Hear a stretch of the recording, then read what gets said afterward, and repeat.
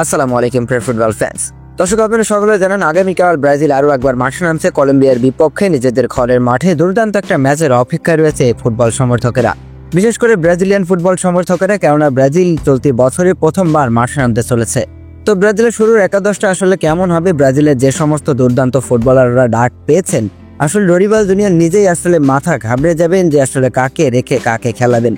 হয়তো এরকম একটা সিচুয়েশনের মধ্যেও কিন্তু টিএনটি স্পোর্টস, ব্রাজিলের বিখ্যাত একটা গণমাধ্যম, তারা কিন্তু আসলে শুরুর একাদশটা প্রকাশ করেছে গণমাধ্যমের সামনে। যদি এটা আমার আপনার কোনো কথা নয়, এটা একটা গণমাধ্যমের কথা, আমি জাস্ট আপনাদের সামনে উপস্থাপন করার চেষ্টা করছি। মূলত টিএনটি স্পোর্টসের মতে ব্রাজিলের শুরুর একাদশটা হবে এরকম: গোলকিপারে থাকবেন অ্যালিসন, ডান সাইডে ডিফেন্ডার থাকবেন মার্কিনোস, বাম সাইডে গ্যাব্রিয়েল মেগাওয়াইস, বাম সাইডে লেফট ব্যাক থাকবেন গুলহার্মি আরেনা, রাইট ব্যাক থাকবেন ভ্যান্ডারসন, ডিফেন্সিভ মিডফিল্ডে থাকবেন ব্রুনো গুইমারেস, যার ওপরেই থাকবে কিন্তু টিমের মূল দায়িত্বটা। তারপর থাকবেন গার্সন, ব্রাজিলিয়ান লিগের এই মিডফিল্ডার, দুর্দান্ত খেলেছিল গত ম্যাচে ব্রাজিলের জার্সিতে, মনে করে দেখুন।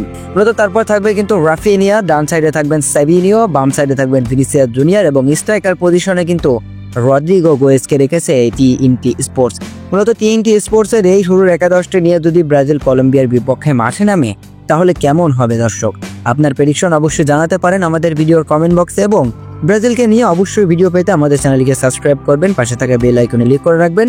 সবসময় আমরা ব্রাজিল ফুটবলের আপডেট নিউজগুলো তুলে ধরার চেষ্টা করি আপনাদের সামনে।